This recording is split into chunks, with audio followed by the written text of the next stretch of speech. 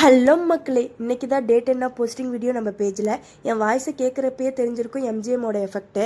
நேற்று நைட்டே கொஞ்சம் ஃபீவர் ஸ்டார்ட் ஆனால் அப்படியே கொஞ்சம் கொஞ்சமாக ப்ரமோஷன் கொடுத்து காஃபு கோல்டு எல்லாமே வந்துட்டாங்க. நைட்டு சுத்தமாக தூங்க முடியல. ஸோ காலையில் லேட்டாக தான் எழுந்திரிச்சேன். ஸோ ஜிம்மு கட் ஆகிட்டு எது சாப்பிட்டாலும் இருமல். ஸோ அதனால் எதுவும் ப்ராப்பராக சாப்பிடவும் முடியலை. என்னடா நம்ம பாதை கரெக்டான ட்ராக்கில் போய்கிட்டே இருக்கே அப்படின்னு நினச்சேன். ஆனால் குறுக்க இந்த கௌசிக் வந்தான் அப்படின்ற மாதிரி இந்த ஃபீவரு காஃபு கோல்டு எல்லாமே வந்துட்டாங்க.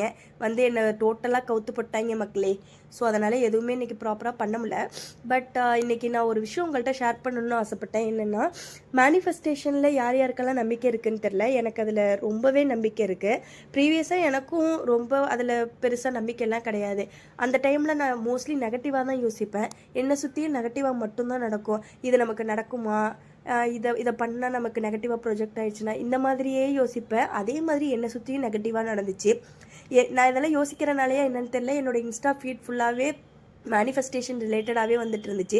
சரி, நம்ம இன்ஸ்டா ஃபீட் ஃபுல்லாக வந்துட்டு இருக்காங்களே, ஒரு தடவை நம்ம பாசிட்டிவாக தான் யோசிச்சு பார்ப்போம்னு பாசிட்டிவாக யோசிக்க ஆரம்பித்தேன். அதே மாதிரி எனக்கு பாசிட்டிவாகவே நடக்க ஆரம்பித்ததை நான் நோட் பண்ண ஆரம்பித்தேன். சின்ன சின்ன சேஞ்சஸில் எனக்கே தெரிய ஆரம்பிச்சிச்சு. ஓகே, அப்போ மேனிஃபெஸ்டேஷனும் உண்மை அப்படின்றத நான் நம்ப ஆரம்பித்தேன். அதே மாதிரி நீங்களும் எப்போவுமே பாசிட்டிவாகவே திங்க் பண்ணுங்கள். உங்களை சுற்றி பாசிட்டிவாக மட்டுமே நடக்கும்.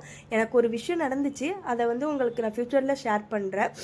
இன்றைக்கி வீடியோ அவ்வளோதான் மக்களே. பிகாஸ் எதுவும் நான் பண்ண முடியல. ஸோ அதனால் இந்த விஷயம் உங்களுக்கு ஷேர் பண்ணேன். நாளைக்கு பார்க்கலாம் மக்களே. பாய்.